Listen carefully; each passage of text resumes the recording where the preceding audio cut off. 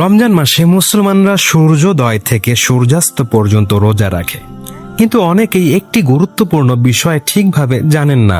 কোন কোন কারণে রোজা ভঙ্গ হয়ে যায়। রোজা শুধু খাবার বা পানীয় থেকে বিরত থাকার নাম নয়, এটি আত্মসংযম ও আল্লাহর প্রতি অনুগত্যের একটি বিশেষ ইবাদত। ইসলামী শরীয়তে কিছু নির্দিষ্ট কাজ রয়েছে যেগুলো ইচ্ছাকৃতভাবে করলে রোজা ভেঙে যায়, যেমন ইচ্ছাকৃতভাবে কিছু খাওয়া বা পান করা। যদি কেউ ভুলে খেয়ে ফেলে তাহলে রোজা ভঙ্গ হয় না, কিন্তু যদি সচেতনভাবে খাবার গ্রহণ করে তাহলে সেই রোজা আর বৈধ থাকে না। আবার ইচ্ছাকৃতভাবে বমি করলে রোজা ভেঙে যায়, তবে অনিচ্ছাকৃত বমি হলে রোজা ভাঙে না। এসব নিয়মের উদ্দেশ্য হলো মানুষকে আত্মসংযম শেখানো এবং আল্লাহর নির্দেশের প্রতি সম্পূর্ণ অনুগত্যে অভ্যস্ত করা।